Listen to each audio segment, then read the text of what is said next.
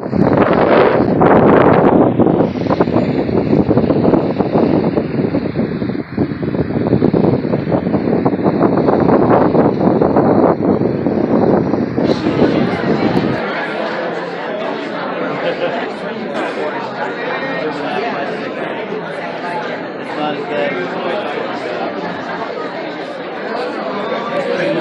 also serve as the Senate President, and I want to thank all of you for taking time on a busy, beautiful Saturday afternoon to come welcome our next governor, Ron DeSantis.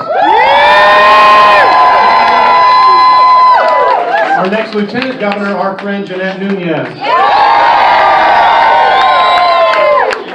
But before that, it's my privilege to introduce the person who is the Republican nominee for District 25 in the Florida Senate and will be the next state senator to represent District 25 in the Florida Senate, and that's my friend Representative Gail Harrell.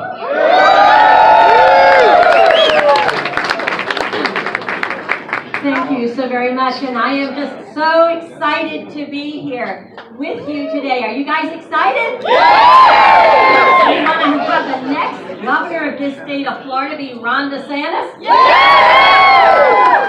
Okay, you know, this polarized time has really made it difficult for us Republicans who really believe in our Constitution, who believe in individual rights, who really don't believe that you're innocent until proven guilty.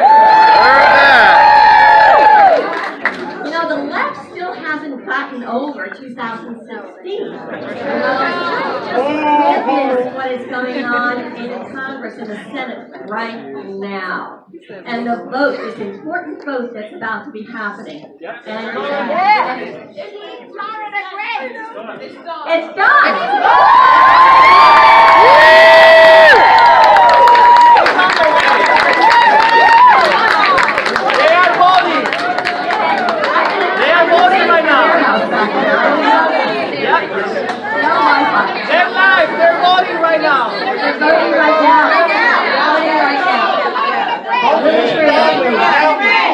Keep Florida great!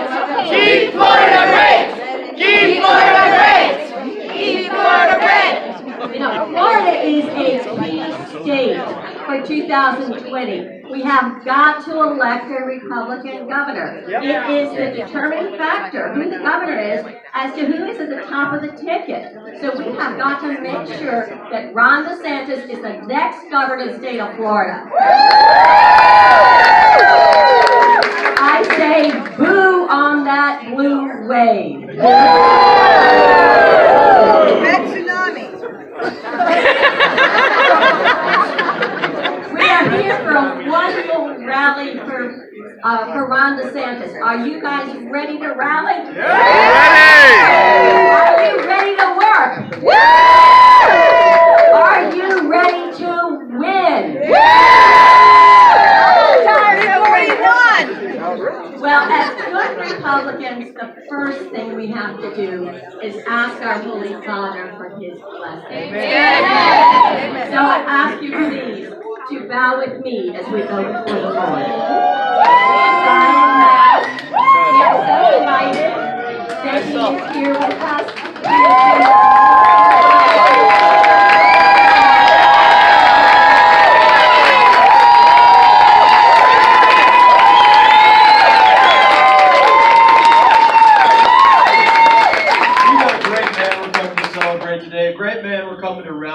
Today, but this great man, he's a veteran, he's a patriot, he's a fighter, and he wouldn't want this day to begin any other way than with, of course, a prayer, but also, of course, our Pledge of Allegiance. So let's raise the roof off of this entire building with the way that we melt out our pledge to these 50 beautiful stars, those 13 red and white stripes. Let's do it. The Pledge of Allegiance. I pledge allegiance to the flag of the United States of America and to the republic for which it stands, one nation, under God, indivisible, with liberty and justice for all. Welcome. I'm honored to serve with Ron DeSantis in Washington. He is an incredible fighter. I got to see him go out there and fight day after day, fighting for our veterans. And he is a veteran. He went out there. He served honorably. He's been one of the people that has had to don a helmet, has had to don body armor, has had to holster a pistol, has had to sling a rifle, has had to go out there and defend other people, defend our country, go out there and represent this place on our fields of battle. That is our next governor of the great state of Florida. He's somebody that cares about this place.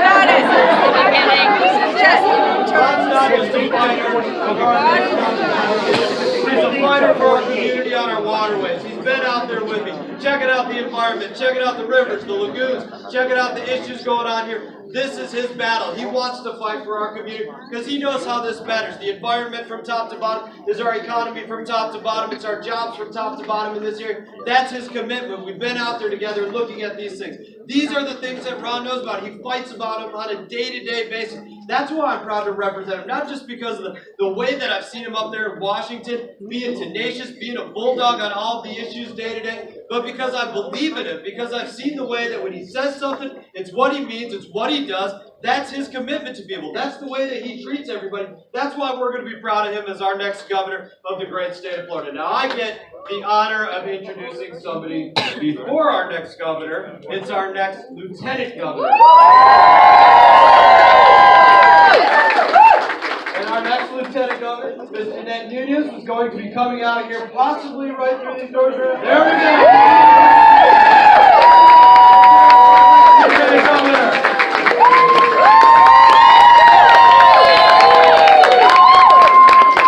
Good afternoon, Palm Beach.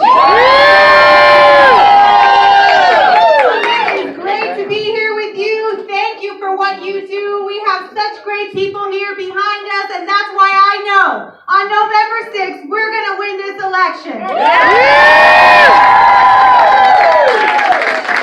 I am so proud to be able to stand alongside Ron DeSantis because you know what? You heard from Congressman Mast. He is a veteran. He is someone that put on the uniform and fought for you and for me. And for those of you in the audience that have served, thank you. We owe you a huge debt of gratitude that we will never be able to repay.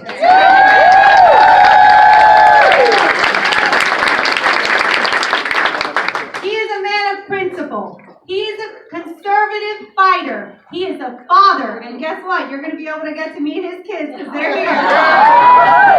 He is a husband. He is someone that I am so proud to share this ticket with because I believe in him. And I know that he's going to continue to push Florida forward. He's done it in D.C. for the past 6 years, and I think you all know that that's no easy task.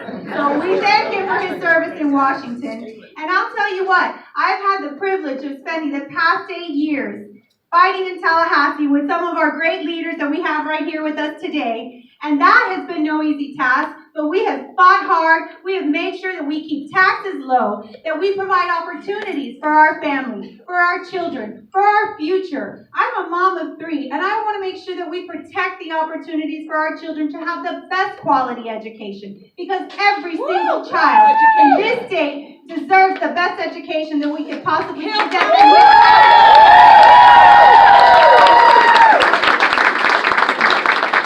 Ron is someone that has shown leadership. He has shown leadership on the issue of the environment. And I know here in this county, it is critically important. But you know what? It's important for the entire state. The environment is our lifeblood. It is what we absolutely need to protect for future Floridians, for generations to come. And Ron is a guy that on day 1 is going to work with the Trump administration to make sure that we protect our environment.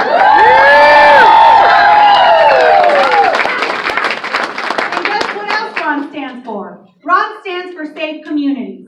Just this week, we were endorsed by the Police Benevolent Association. To our law enforcement officials that are here with us, we thank you. And you can know, you can rest assured that Ron and I are going to stand behind them. We're going to give them the resources that they and we have their back. And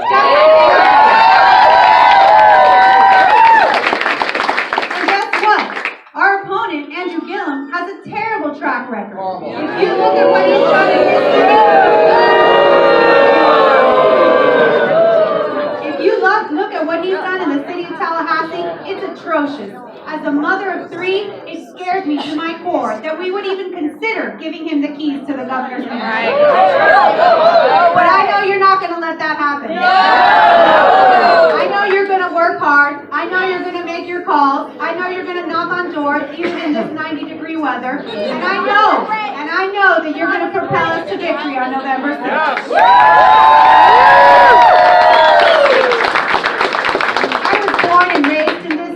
I love this state, and that's why I'm so proud to stand alongside Ron, because we're going to protect Florida, we're going to keep Florida moving forward, we're not going to take 10 steps back, which is what Andrew Gillum wants to do.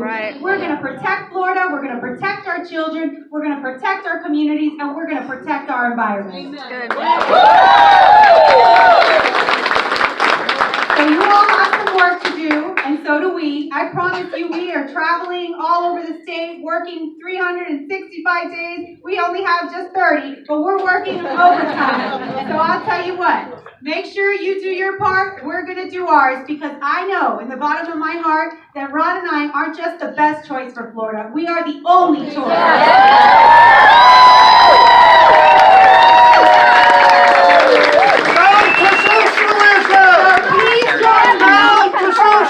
Join me in welcoming to the stage our next governor and his lovely wife Casey and their beautiful children, Ron DeSantis, our next governor.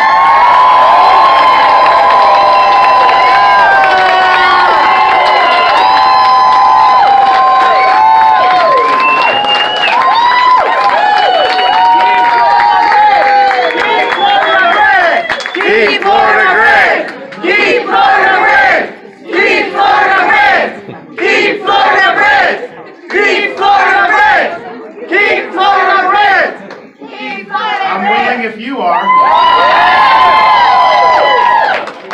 Well, it's great to be here in Palm Beach County. Thank you for your support in the primary, and thank you for what you're going to do to get us the votes we need to win this election on November 6th.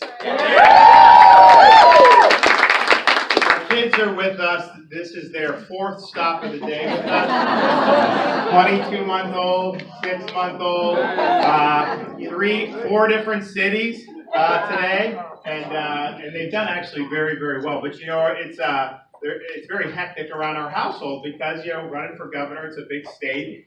We got the little ones running around. Thankfully, my mother, who's here, you know, is staying with us for the campaign and watching them when Casey's out of town. But it's very hectic. There's a million moving pieces. And my daughter, God bless her, one of the things she likes to do is brush her teeth. And so she will steal our toothbrushes, she'll steal the toothpaste and go around the house. Well, whatever. I mean, so one day I was in a hurry. I had to go, get ready, brush my teeth. Apparently, unbeknownst to me, she put the toothpaste in the diaper bag and took out the desiccant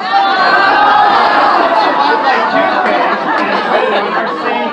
It was white, so I did not very good. I wasn't able to give a speech for the next 24 hours, but that's all part of the fun of doing what we're doing. And I'll tell you, I'm excited to be here, and I'm excited for the opportunity to serve as the governor of Florida. Yes. And I'm proud to say in this race, I'm the only candidate who has served the country in uniform.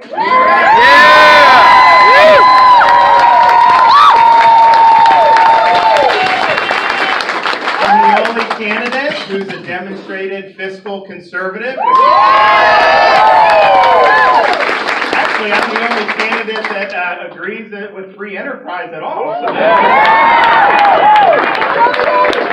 And I'm the only candidate who can credibly say he ain't under FBI investigation.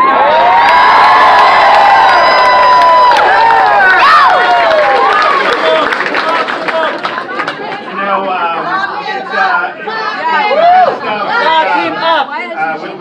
with this FBI, I mean, he went on a junket to Costa Rica with these undercover FBI agents posing as contractors. And so, this thing is in the news, but no one thought he could win the primary. When he wins the primary, people start asking him questions. So, and he didn't pay for this. I mean, come on, we know that. But he produces this receipt from a bank with $400 out of the ATM. And he says, that $400 is what I use to pay for 4 nights in a luxury Costa Rica villa.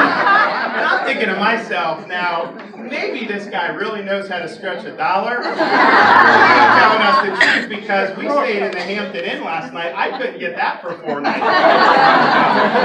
So he's not been honest with the folks. And but I think it's important that we win this election, because we do need to protect Florida's future. We need to protect our economic momentum. We need to protect educational opportunity and expand it. We need to protect our water resources and our environment. Right. We need to protect public safety. And so I'm the guy that can get that done, and I will get that done. Don't forget about 2A rights.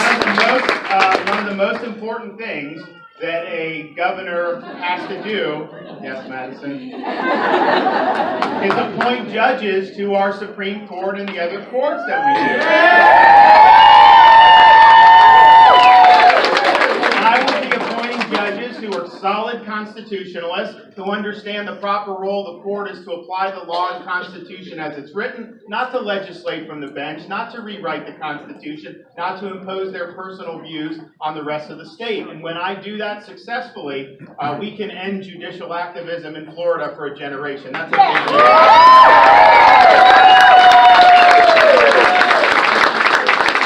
I want to thank the president for following through on his word to appoint great judges.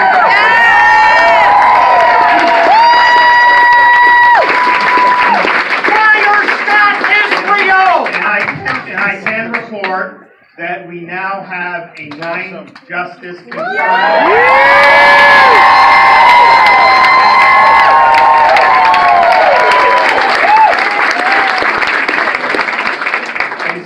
And look, I gotta say, being in D.C., I tussle with K Street, the Democrats, people in my own party, and some of the people who were part of the establishment, I've tussled with. But I gotta say, if you look at all those Republicans, except for one in the Senate, they were willing to stand up to this vicious smear campaign that was engaged in by people like Dianne Feinstein and Richard Blumenthal. Blumenthal is saying that, Brett Kavanaugh lied about his yearbook all this time. Blumenthal said he served in Vietnam. Give me a break. These people really debased the Senate.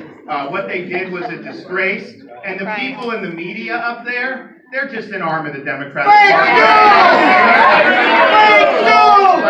So, standing up to that, which is what the Republicans did, and they said, you know what, we're not going to let a smear campaign derail somebody that served our country honorably. And media, go fly a kite, Democrats, go fly a kite. And guess what? Voters now know that they need to come out in the midterms to prevent people like Feinstein from getting into power.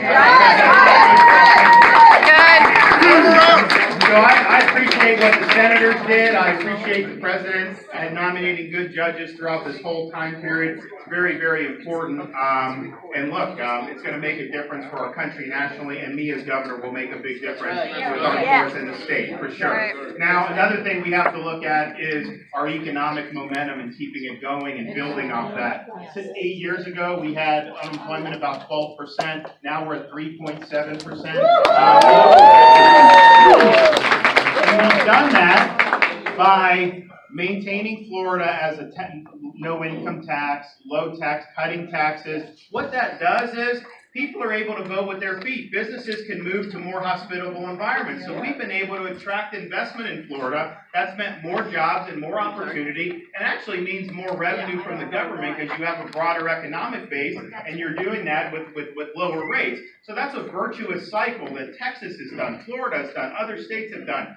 What my opponent wants to do, just as we're on the cusp of driving even more investment into Florida, because we've never had such an advantage in taxes on the heels of the federal tax bill. People in these high-tax states, they can't deduct their taxes anymore, all this profit. They want to come to move the businesses to Florida. So we just have to make sure that Florida's a good place to land. And my opponent, in the face of that, is basically saying, don't come to Florida. He's saying, my number one priority is to raise taxes 40%.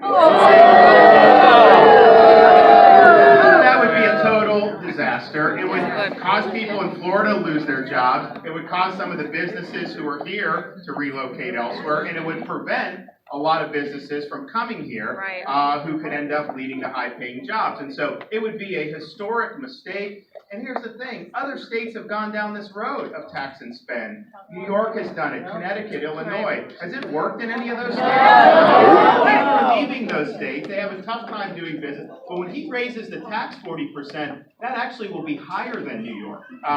So maybe people start moving back. I mean, I don't know. But so as bad as that is, that's just the beginning of the taxes he would need, because he's promising to spend more money than any other candidate who's ever run in the history of modern Florida. And there's no way you can do that with a balanced budget amendment, a balanced budget requirement, without a flurry of new taxes across the board. And that's going to be bad for middle-income families. And this is something that's very much in keeping with his history. In Tallahassee, he's advocated to raise the sales tax. He voted to raise property taxes when he was on the city commission, which was right in the heart of the recession, which is very cruel for middle-income taxpayers, and it's even doubly so because he had previously voted to give himself tens of thousands of dollars in extra retirement benefits at taxpayer expense. So higher taxes for you and more benefits for him. I don't think that's how it works. As mayor, he imposed a stiff property tax increase on the residents of Tallahassee. And so his record has been one, he never met a tax he wouldn't hike. He used the answer to continue to tax hardworking people so that he can spend it for his Soros-backed buddies. And that is not what we want in the state of Florida. So we can't go down that road. We've got to protect the economic momentum. We know we need to maintain our state as a low-tax state. If we forfeit that, we're giving up the advantages that have made Florida prosperous, and we'd be forfeiting future growth and future jobs, the likes of which most states have never seen. So I, as governor, will make sure we keep it going. We'll build off the success. We'll attract even more industries. We'll attract higher paying jobs, and the people of Florida will have more opportunity than ever. And that's what we're going to do.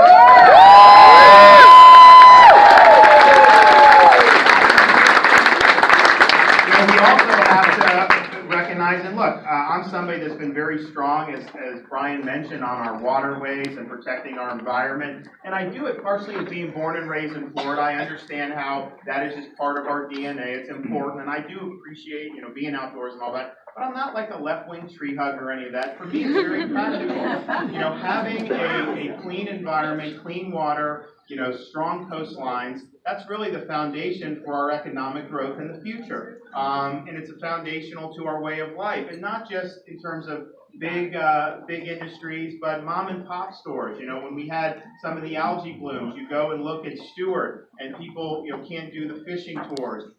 It rippled throughout the whole economy. And so I think we need to get this right. I've been working with some of the folks up here on stage, and I can tell you, there's some things I'll be able to do right away, but I'll also be working with Brian to get the Army Corps of Engineers on a better page so they can start listening to reason on some of this stuff.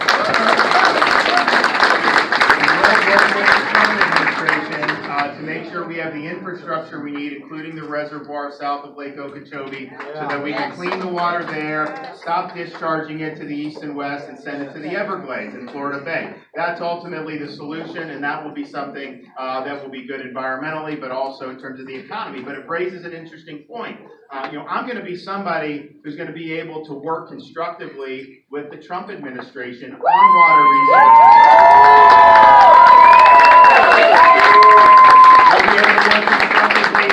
With the federal government on transportation, which we obviously need some of those. We'll be able to work constructively with the federal government on Florida's military footprint, which is very important not only to our economy and our manufacturing base, but to really our way of life as a very pro-military state. And so I will be able to do work with the administration, the president, key people in the administration, to advance Florida's priorities. And that'll be good for the people of Florida. Now, my opponent is running on impeaching Donald Trump. I don't know what for. I don't think Donald Trump ever went on a junket to Costa Rica with undercover FBI agents. I don't think Donald Trump ever had FBI agents pay his brother off for anything. I don't know. Maybe we should be impeaching Gillum as mayor of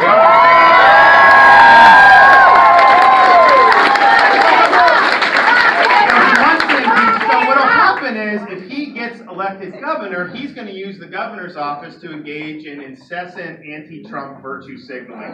He's going to posture, he's going to do this, and the people in Hollywood are going to love it. George Soros' heart is going to pitter-patter, but he's not going to be able to advance the interests of the people of Florida. He's not going to be able to get the things done we need for water, for transportation, or military. In fact, he will be missing opportunities for the people of Florida. So we can't go down that road. The governor of Florida needs to be a doer, not somebody who's going to posture politically.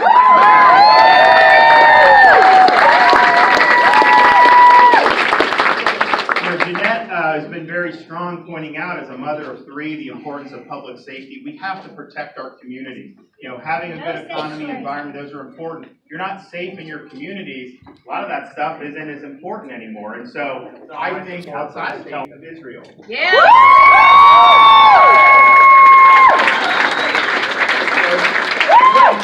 It might have been a Florida race, but that's actually a big point of difference between the two of us. I was the leading advocate in the Congress, not only going to Israel for the mission, doing hearings, of moving our embassy from Tel Aviv to Jerusalem. And I thank the president for pulling the trigger and getting it done. Now, Andrew Gillum opposes recognizing Jerusalem as Israel's eternal and indivisible capital, and he opposes having our embassy in Jerusalem. So not only is he wrong on the issue, I'm somebody that recognized the importance of the issue, and I led on the issue. I've been somebody who, years ago, was chairing hearings battling the BDS movement, seeking to boycott Israel. Andrew is endorsed, and he endorsed from the stage this group called the Dream Defenders. And the Dream Defenders says one of the main points of the group, they're worse than J Street. They say that Israel is a genocidal apartheid state, and that Israel should be boycotted, sanctioned, and divested. And so this BDS movement, they don't want to boycott Iran, the world's leading state sponsor of terrorism. They don't want to boycott, some of these other countries. That they want to boycott the only Jewish state in the world. That is anti-Semitism, and that is wrong. Shame. And so he's aligned himself with the Dream Defenders. He's not somebody that has ever done anything to stand by Israel, and I've been one of the strongest leaders in doing that, whether it's fighting anti-Semitism on campus, whether it's the embassy in Jerusalem, whether it's fighting the BDS movement. And so that should show you something about who can lead and who is not. And leadership means doing the right thing, even when it's not easy, even when you're going to take flack for it. It doesn't mean just aligning with whatever Soros-funded group pops up next. So Andrew has been a total failure on Israel. He's not somebody that stood by them, and he's really demonstrated a lack of leadership in aligning with groups like the Dream Defenders. He's wrong to do it, and he should repudiate their support.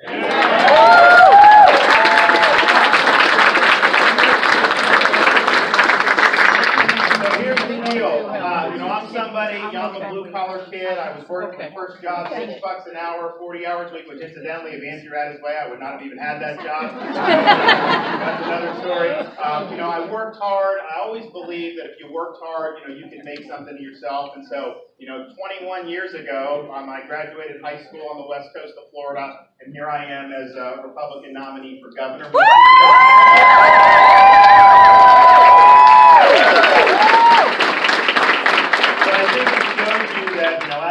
Our state and our country, is a land of opportunity, and we need to make sure that we're keeping it that way. We need to make sure that we're expanding opportunity to all reaches, and I've been a big supporter of some of the programs we've had, like the tax credit scholarship. They give opportunities to parents to send their kid to the school of their choice, even though they don't have the financial means, even though they may not be living on the wrong side of the track, because I think that if given the tools to succeed, people, if they work hard and get the most of their God-given ability, they can do great things in our country and in our state. And I want to always keep it that way. So I think really this race is about protecting Florida's future, in kind of the immediate level, but in a broader level, it's about, are we really dedicated to the founding principles of the country or not? Because I can tell you, George Soros is not funding candidates. No. Principles of the Constitution. And so I think it's really fundamental. And with me, you're going to have somebody who understands what makes America great, who understands why Florida's great, and we'll make sure that we protect the great things about Florida for generations to come. So I need you guys signed up.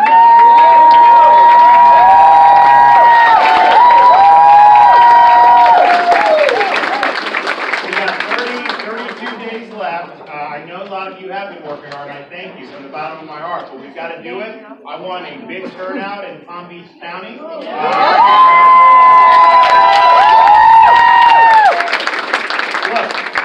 It's obviously a Democratic county, but I think what you guys have shown is, we can turn out a lot of Republicans. Florida great. We can get some Democrats given, he's running on tax increases, he's weak on crime. That's not really what Palm Beach, I think, voters really want. And so we need to do well here. We're going to be back. Jeanette and I will be back often. But we want to thank you for what you're doing. And we need everyone who supported the president to come out and make their voice heard. And I'll leave you with this in the words of our friend from 1600 Pennsylvania Avenue, Ron DeSantis, proud veteran, great leader, a tough, brilliant cookie. Florida. Thank you.